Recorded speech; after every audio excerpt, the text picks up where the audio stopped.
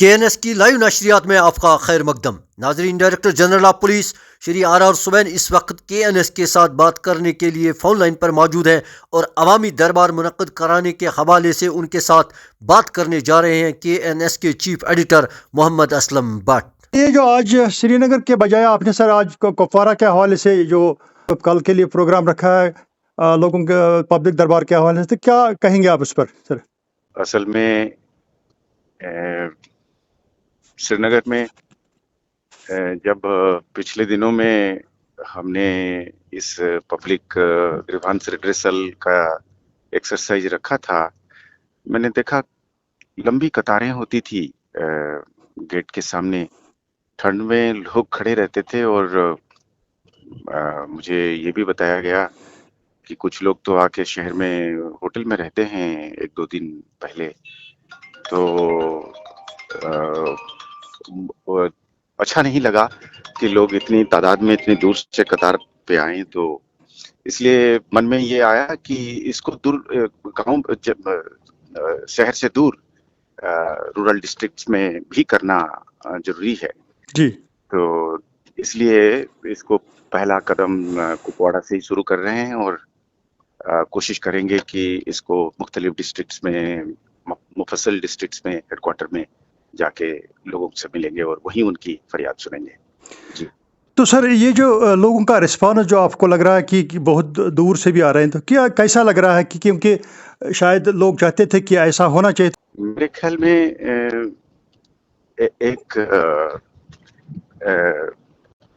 एक बुनियादी रिक्वायरमेंट होती है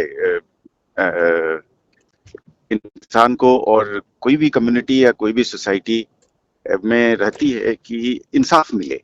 जी। अब इंसाफ अपने आप में एक, जैसे हमको रोटी कपड़ा मकान की जरूरत होती है, तो एक इंसाफ और एक इज्जत की जिंदगी जिस जीने की जो हर को हक है इंसानी, वो एक बुनियादी तौर पे मुझे भी अपनी जगह में है। चाहे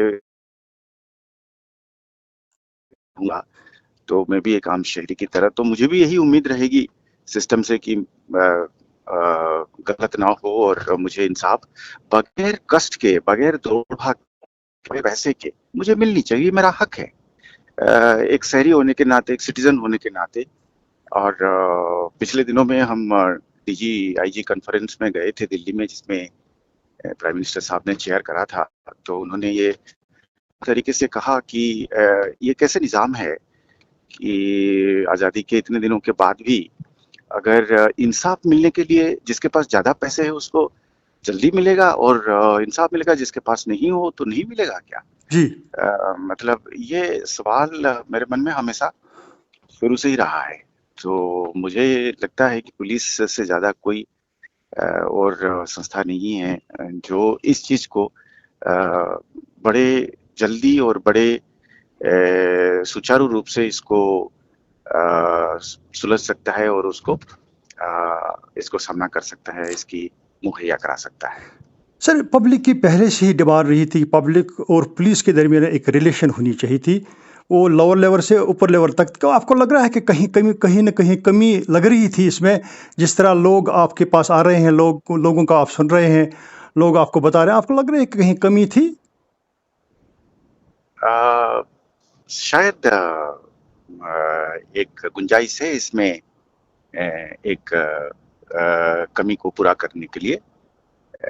तो मुझे पूरी उम्मीद है कि मेरे सारे साथी ऊपर से लेकर नीचे तक, special DG, additional DG, IG साहिबान, DIG साहिबान, SSP साहिबान, DSP साहिबान, inspector, sub inspector, head constable, selection grade constable, SPO तक, मुझे लगता है कि हर एक में एक नई उमंग है अभी कि साहब हम एक लाइवलीहुड के लिए, एक गुजारे के लिए पुलिसिंग खाली करते नहीं है, वो तो करते ही हैं, जैसे मैं भी करता हूँ।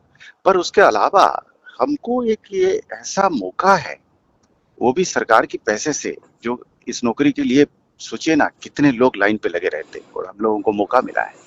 तो मुझे लगता है कि ये उमंग लोगों में, अपना जवानों में और अफसरों में है कि ये एक मौका है जिसमें हम आवाम की खिदमत कर सकते हैं।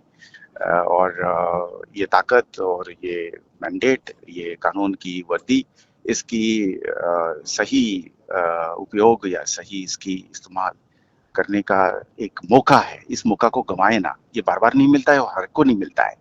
ऐसा उमंग अभी आ रहा है, पहले अगर कमी थी तो हम भरपूर कोशिश करेंगे कि इस कमी को दूर करेंगे और हर एक को अपनी-अपनी जगह में इस चीज़ की फ़ख्र है और होना चाहिए। और जहाँ-जहाँ पे हमको अगर लगेगा कि कोई इस चीज़ को वाक़ई में यकीन नहीं करता है, इसमें जज़्बा ये नहीं है, तो फिर माफ़ करिएगा, फिर वो हमारे लायक नहीं है। तो सर एक ये भी है कि जो ग्रीवेंस के हवाले से जिस तरह आपने बताया भी लोगों को कि स्पेसिफिक जो उनके जो इश्यूज़ हैं जो लेकर आएंगे, कोई ऐसा न हो कि बाकी लोगों का भी टाइम ज़ाया होगा, आप उनका भी टाइम ज़ाया होगा, आपका भी टाइम, तो क्या कहेंगे आप लोगों से, क्या लेकर आएंगे वो ग्रीवेंस के हाँ, हवाले ये से? बड़ा वाक़ई में ये बड़ा सही सवाल है। जी। इसमें इसमें ज़्यादा पहला तो कि इस ग्रीवांस रिड्रेसल का या कंप्लेंट रिड्रेसल का जो बुनियादी मकसद है वो ये है कि पुलिस के मुतल्लक जब आपको कोई कंप्लेंट है,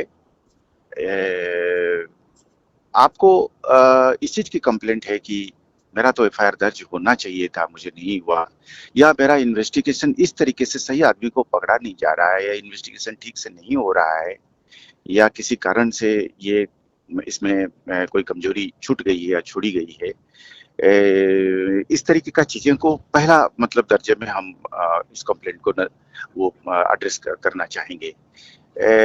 दूसरा दो दर्जे पे हम मान लीजिए कि आप पुलिस के खिलाफ कंप्लेंट नहीं भी है, पर आप एक ऐसे कंप्लेंट लेके आए हैं या एक ऐसे मसला लेके आए हैं जो पुलिस से जुड़ती है, जो पुलिस एडमिनिस्ट्रेशन, पुलिस सर्विसेज से जुड़ती है।